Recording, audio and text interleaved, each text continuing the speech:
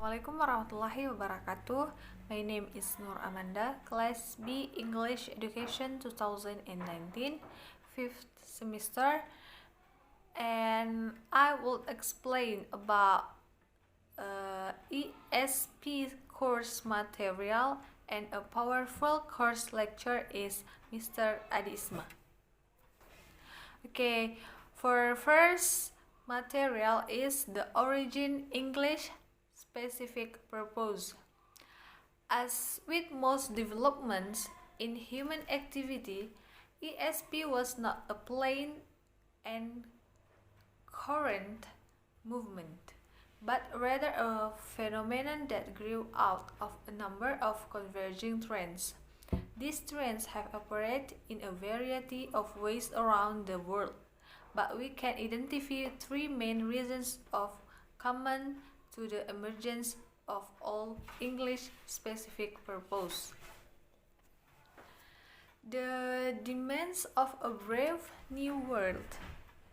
The end of the Second World War in 1945 heralded an age of enormous and unprecedented expansion in scientific, technical, and economic activity on an international scale.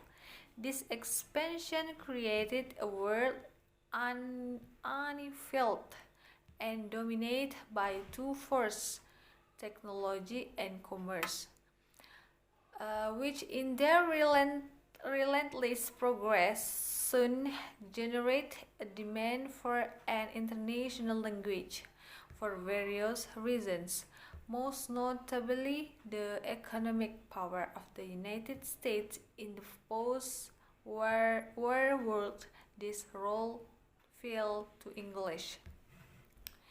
The effect was to create a whole new mass of people wanting to learn English, not for the pleasure or prestige of knowing the language, but because English was the key to the international currencies of technology and commerce. Previously, the reasons for learning English or any other language had not been well defined. Knowledge of a foreign language had been generally regarded as a sign of a well-rounded education, but few had really questioned why it was necessary. Learning a language was, so to speak, its own justification. And for the second material is the development of English specific purpose.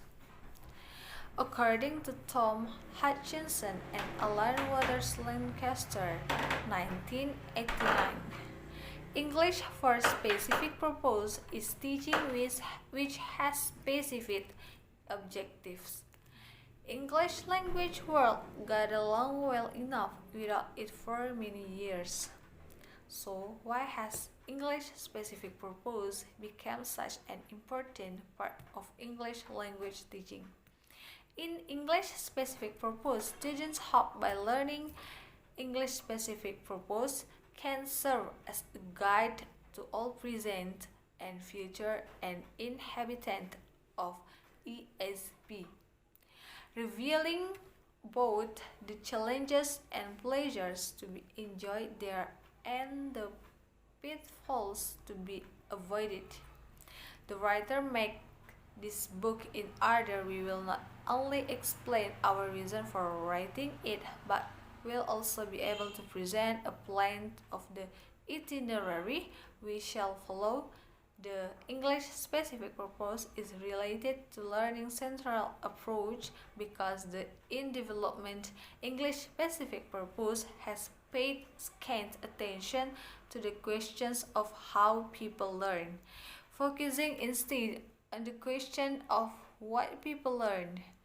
Besides, English specific purpose divided into several focus. There are English specific purpose for science and technology, English ESD, divided into two English academic purposes or EAP EAP, English for occupational purposes, or EAP. In English, academic purpose, or EAP, there is English for medical studies and English for occupational purpose, or EAP, there is English for technicals. English for business and economics, or EBE, divided into two are EAP, there is English for economics and EOP, English for secretaries. In English for social science, or ESAs, divided into two EAP, there is English for psychology and EOP, or English for teaching. However, in English specific purpose, we'll discuss into several chapters such as the origin, English specific purpose, the development of English specific purpose, English specific purpose, approach not product, language description, theories of learning, needs analysis, approaches of course design, the syllabus, material evaluation, material design, methodology, evaluation, and orientation. For the third material is linguistic description. In the study of language, description or descriptive linguistics is the work of objectively analyzing and describing how language is actually used, or how it was used in the past by a speech community. All academic research in linguistics is descriptive. Like all other scientific disciplines, it seeks to describe reality without the bias of preconceived ideas about how it ought to be. Modern descriptive linguistics is based on a structural approach to language, as exemplified in the work of Leonard Bloomfield and others. This type of linguistics utilizes different methods in order to describe a language, such as basic data collection and different types of elicitation methods. And the last is learning theory describes how students receive, process, and retain knowledge during learning. Cognitive, emotional, and environmental influences, as well as prior experience, all play a part in how understanding or a worldview is acquired or changed in knowledge and skills retained. Behaviorists look at learning as an aspect of conditioning and advocate a system of rewards and targets in education. Educators who embrace cognitive theory believe that the definition of learning as a change in behavior is too narrow, and study the learner rather than their environment, and in particular the complexities of human memory. Thus, who advocate constructivism believe that learners' ability to learn relies largely on what they already know and understand, and the acquisition of knowledge should be an individually tailored process of construction. Transformative learning theory focus on in a learner preconceptions and worldview. Next materials is needs analysis. Need analysis definition involves the process of identification and evaluation of needs. It's the first step that should be taken in order to successfully develop an effective training program. Blage 2018. It is a vital process that helps business determine the specific training and training period they need to provide their employees for them to become productive and efficient at Morrison 2020. Okay, need assessment, need analysis, training need analysis.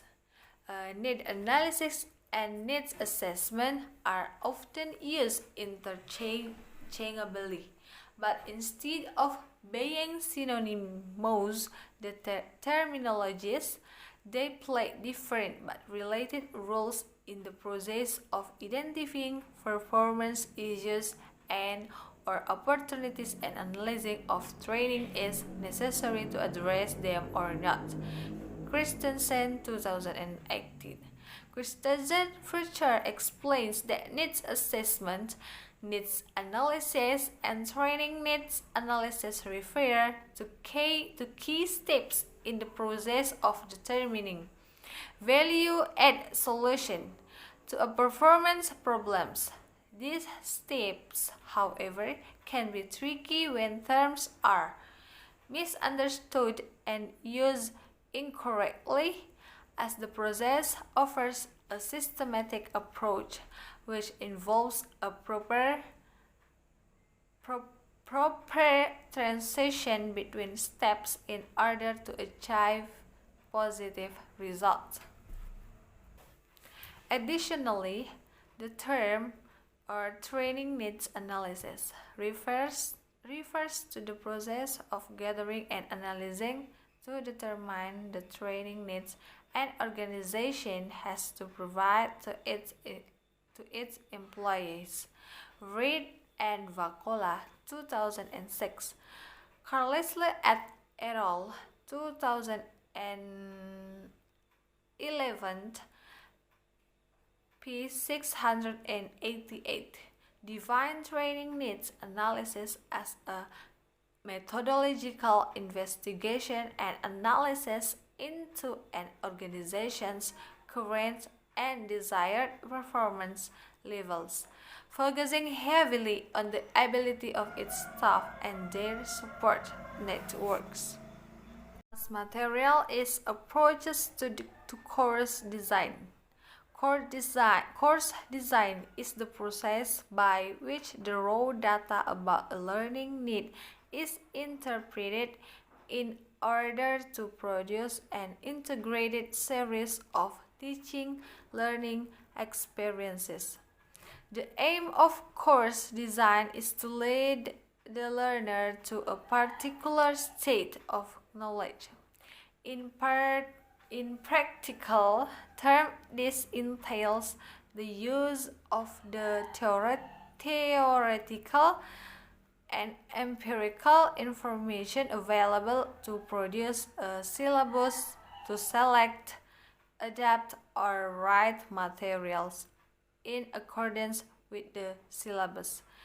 To develop a methodology for teaching those materials and to establish evaluation procedures by which progress towards the specific goals will be measured.